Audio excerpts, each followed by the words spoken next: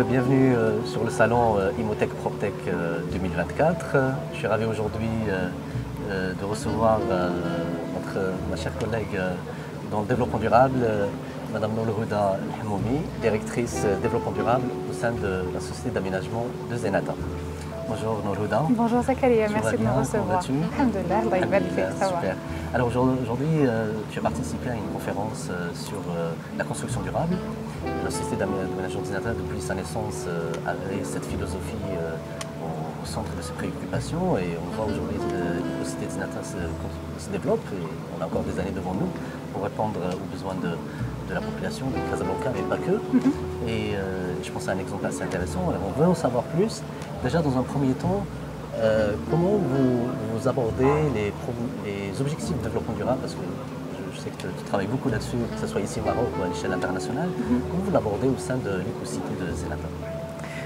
Déjà, merci beaucoup de nous avoir associés à cet événement qui est très important pour nous parce qu'il parle d'immobilier qui est finalement le maillon final, un peu qui cristallise tout notre engagement, tout ce qu'on a pensé pour Zenata. Finalement, c'est vraiment le joyau qu'on vient mettre sur la couronne de Zenata.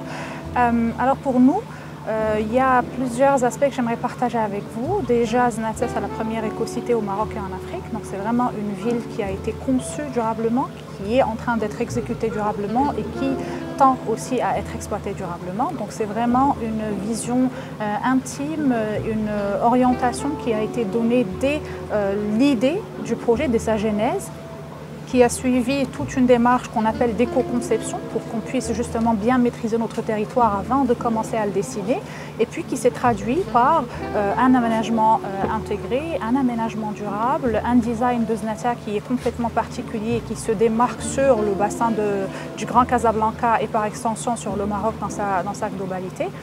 Pour ce qui a trait à la démarche ou au lien avec les objectifs de développement durable, il faut savoir que Zenata elle-même s'est dotée de ce qu'on appelle le référentiel de l'écocité qui dicte un peu les principes fondateurs de cette démarche d'écocité.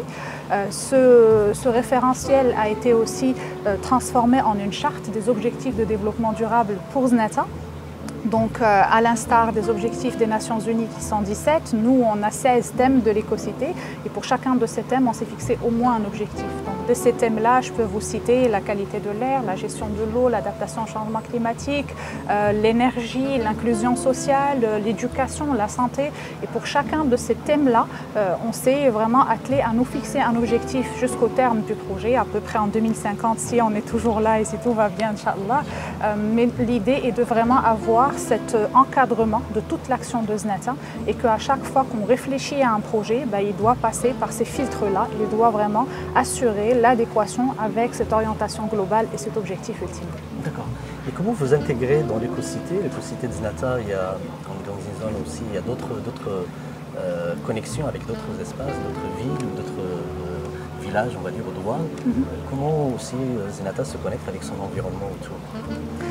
Zenata n'est pas destiné à vivre en autarcie, pas du tout.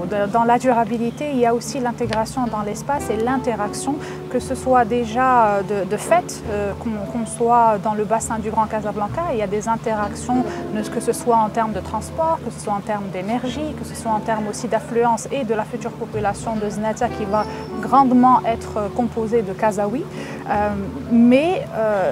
En fait, cette relation-là, c'est une relation de complémentarité, mais c'est une relation d'apprentissage aussi. Alors aujourd'hui, on est bordé par Mohammedia, pour Casablanca. Ce sont des villes qui ont quand même des historiques, que ce soit industriels ou que ce soit de grands encombrements pour le cas de Casablanca. Donc ce sont des cas qui nous sont proches et desquels on apprend. Et donc on essaie vraiment de tirer les apprentissages pour pouvoir rectifier le tir au possible au niveau de Zenata, sans prétendre être meilleur que qui que ce soit, mais on essaie vraiment d'apprendre des expériences, on ne va pas dire des erreurs, mais des expériences qui nous ont dépassés pour pouvoir aussi les intégrer dans la future conception de Zenata. Je pense que vous, les modesties, vous êtes suffisamment modeste au sein de l'équipe de on laissera Zenata parler d'elle-même, on laissera le résultat de Zenata parler de lui-même, on ne va pas survendre Zenata. Aujourd'hui, on n'a pas le temps, je pense qu'on a besoin de donner l'exemple. Et justement, comment on peut déployer ce modèle de l'écocité de Zenata sur le reste de continent africain qui a tellement besoin de ces espaces durables qui répondent aux besoins de la population avec la démographie qu'on connaît, avec peu d'électrification ou d'infrastructures absentes. Merci pour cette question parce que ça me permet de parler de quelque chose de très important pour nous. Alors quand on a commencé cette démarche d'éco-conception, cette démarche dans laquelle on a abouti justement à ce référentiel, à cette charte des objectifs de développement durable, on avait besoin justement de confronter ça à quelque chose déjà d'existant pour pouvoir aussi jauger de notre efficacité, se situer, se comparer, c'est comme ça qu'on évolue. Alors du coup, on a adopté la certification HQE Aménagement qui récompense justement l'effort de durabilité à l'échelle d'un territoire. Mais quand on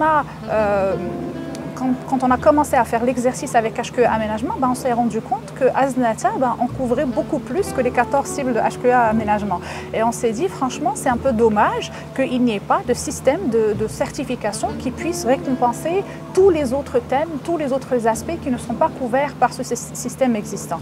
Alors, de pair avec Certivé International, qui commercialise HQE Aménagement, on a décidé de mettre en place, de créer un label, et c'est le label ECL, qui s'appelle EcoCity Label, qui justement est basé un peu sur l'expérience Znata sans être le label de Znata. Donc c'est vraiment inspiré de l'expérience Znata et il vise justement à récompenser cet effort de durabilité qui est engagé par tout aménageur urbain qui voudrait justement s'inscrire dans ce genre de démarche-là, dès la conception et jusqu'à la réalisation. L'avantage de ce label, il est double.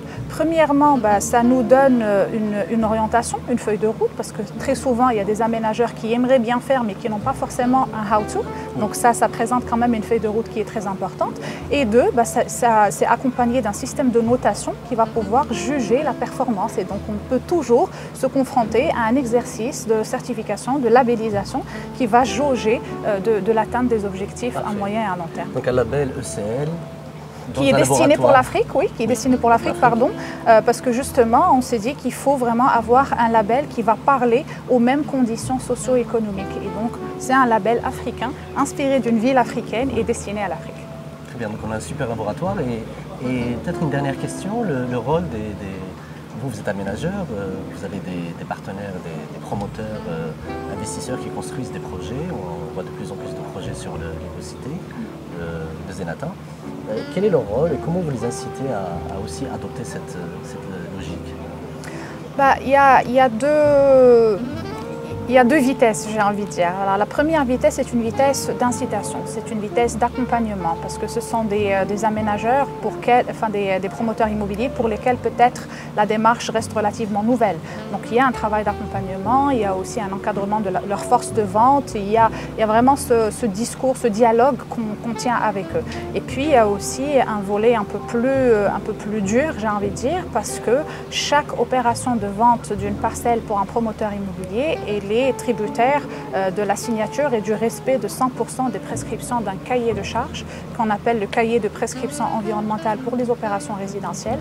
Et donc c'est un cahier qui dicte un peu la conduite que devrait avoir le promoteur immobilier dès le dessin jusqu'à la réalisation. Et donc il est tributaire de l'attribution du quitus qui, comme vous le savez, est indispensable s'ils veulent faire aboutir l'opération de vente. Donc c'est une opération en deux temps.